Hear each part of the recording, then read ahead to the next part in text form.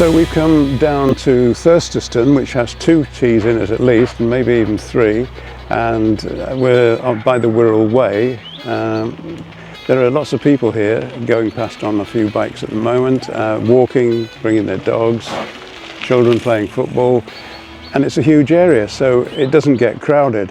It actually means that you can wander around here in complete peace and quiet, because even the people quite near you don't seem to carry, the noise doesn't carry.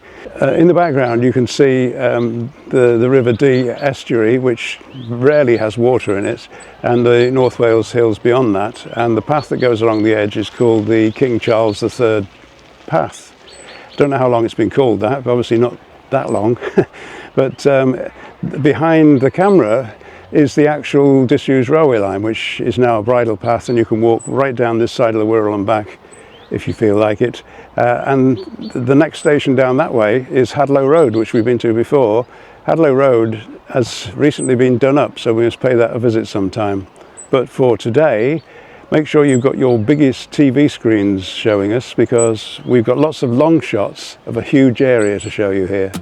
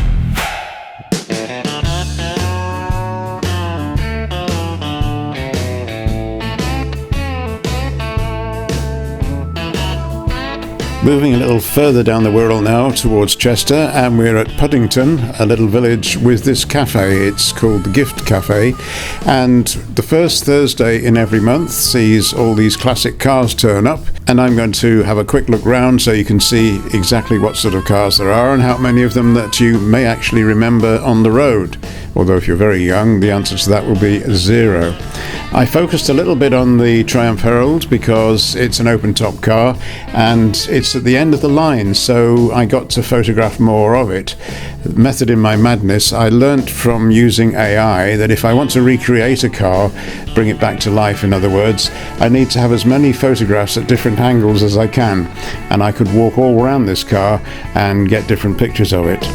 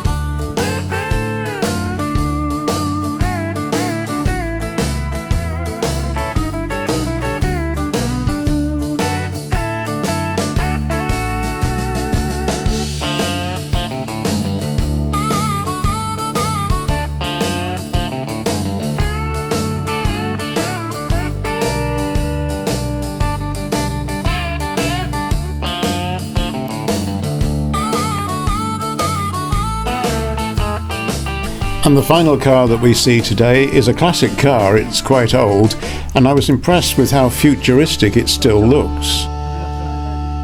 I dug out an old still photo of a car that I owned back in 1971-72 when I was going backwards and forwards across the country and the M62 wasn't built. I used AI to bring this to life, but it wasn't quite what I expected.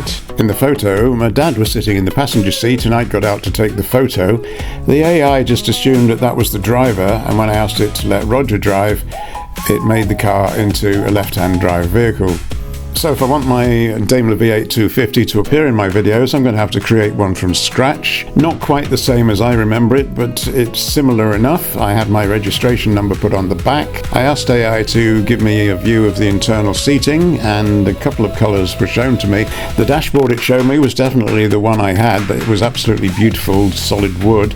So a smart looking car that just needs my registration on the front and the final polish. Nice of them to supply a couple of girls to do that for me, and one of them is going to drive it to the garage to have the mechanic check it over. I don't think the same mechanic who took this for a test drive was also the one at the garage, but that's of no concern now. I have the car and I can use it in my future videos.